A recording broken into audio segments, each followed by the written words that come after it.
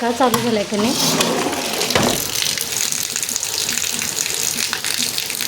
आमच्याकडे दूध संघाचा दूर बघा म्हणजे रात्रीपासूनच चालू सकाळपासून इतका मोठा आहे ढगाळ वातावरण आहे ना. हवे कसा गारवा त्यात लाईट गेल्या तरी सगळा अंधार अंधार आहे. लाईट सारखी ये जा करायला काहीतरी झालं असेल तरी कोथिंबीर कणी लगेच सुकते. त्याच्यात चवळीच्या कणी उसळाला पण कांदा टोमॅटोचं मी वाटण करणार होते भाजून. तर लाईट नसल्यामुळे कणी फक्त कांदा टोमॅटो चिरून घेतलेला आहे तेवढंच टाकणार आहे. थोडंसं शेंगदाण्याचं कूट टाकणार आहे. नाश्त्याला कणी मी मेदूवडा करणार होते त्यासाठी उडदाची डाळ सकाळी मिक्सरला बघितलं असेल ती घातली की नाही तशीच आहे. लाईट अजून पण आलेली नाही त्यामुळे आता ते कॅन्सल करते. ते आता मी 5 वाजता करेन आणि आता मी रव्याचं उपीट करते. म्हणजे आमच्याकडे उपीट म्हणतात काही ठिकाणी तुमच्याकडे उपमा पण म्हणतात म्हणे पण आमच्याकडे कोल्हापूर भागात त्यांनी उपीट म्हणतात. तर ते आता मी नाश्त्याला करणार आहे. काय पर्याय नाही. लाईट सारखी ये जा करायला लागली. काय झालं का आपली चवळी पण भिजत घातली होती रात्री पण ती फक्त 2 शिट्ट्या दिलेल्या आहेत कारण जास्त गीर झाली का नाही की चांगलं लागत नाही उसळ. आणि ह्यामध्ये पण आपली थोडीशी अशी वाफली जाते ना उसळ त्यामुळे जास्त गीर नाही. 2 शिट्ट्यावरच मी गॅस बंद करते. ब्रश करून राहा. तर हे आता मला सुकी भाजी करू द्यायची आहे त्यामुळे कधी ह्यातलं पाणी टाकू दे. एवढं वरून कोथिंबीर टाक्या. लाईट नसल्यामुळे असं काळं काळं थोडंसं बसतं. तुला चहा ठेव तुला इकडे थोडासा प्रकाश दिसतो ते समोर ठेवलं की नाही थोडंसं असं लालसर दिसत होतं. उसळ पण कधी होत आलेले आहे. थोडंसं अजून पाणी यामधलं संपू दे म्हणजेच आटू दे म्हणजे आपली उसळ छानपैकी तयार झाली. छान लाईट आल्या तोपर्यंत त्याने गहू घालून घेतलेला. गिरण पण झालेलं आहे. काल कधी गव्हाचं पीठ संपलेलं आहे त्यामुळे सकाळी लवकर लाईट आल्याला घातलं होतं कारण लाईट सारखी ये जा करायला लागली. चपातीला पीठ मळून घेऊया आणि अजून चपाती करायची. तसं गरम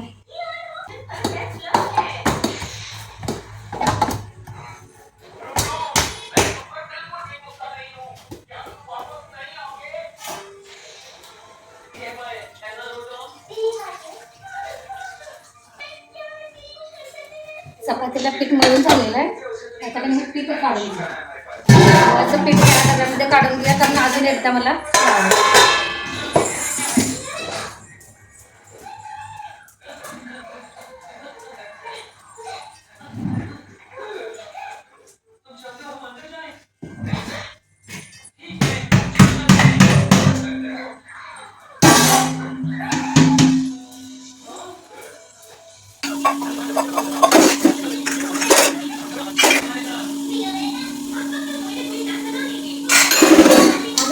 शनिवारची मुलांची सकाळी शाळा असते आमच्या गावाकडं तर आज त्यांनी सकाळ शाळा ठेवली नाही. आता 11 ते 5 शाळा ठेवली.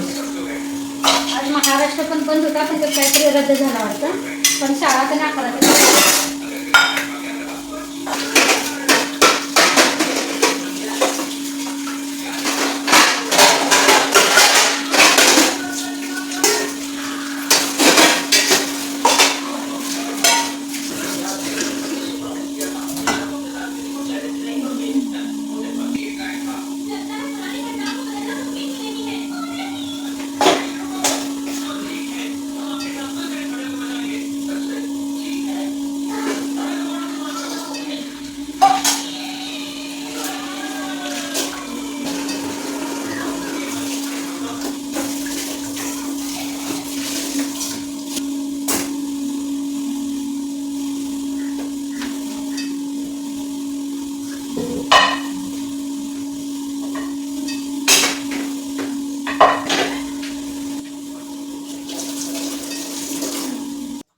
त्याला थोड्याशा कणी गोळ्या खाव्या.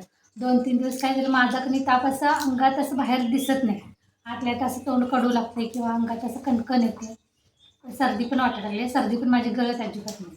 त्यामुळे कणी 2-3 दिवसच वाटलं येईल करणं म्हटलं तर कणी आज जरा जास्त जसं सर्दी आणि हे असं दुखायला चालू होते माझं.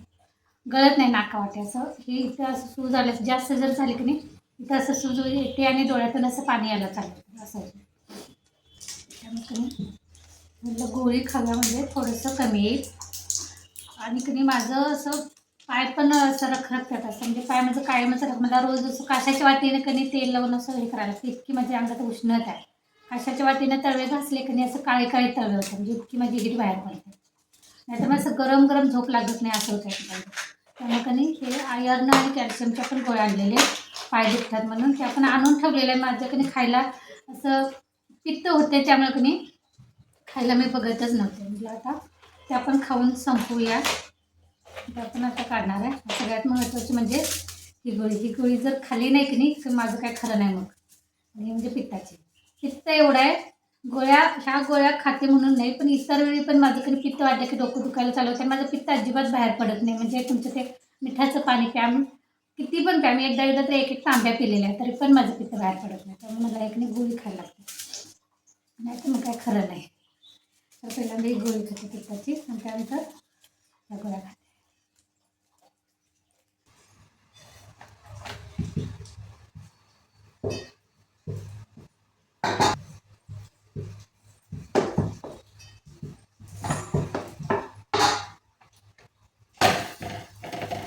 तर आता माझं हे सगळं जेवण नाश्ता वगैरे झालेलं आहे. शेवट फक्त आता चपाती करायची.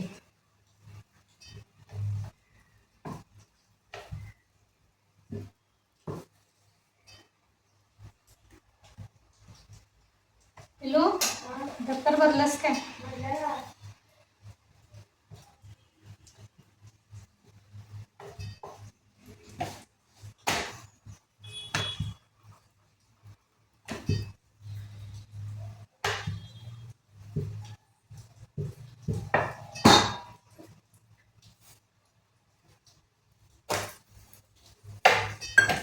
मला हातांना सवय झालेली आहे, तरी पण भाजतेच. तुम्ही हातांना त्याला उलाटण्यानं लावायचा.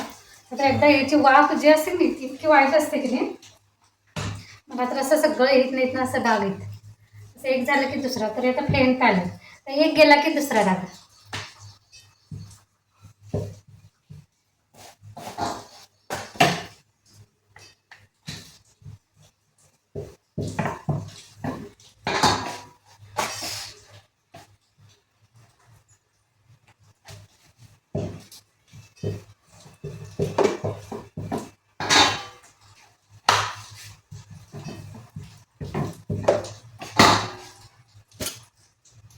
तर यासोबतच आता ब्लॉग पण इथेच बंद करते. पुन्हा भेटू नवीन ब्लॉगमध्ये. तोपर्यंत धन्यवाद.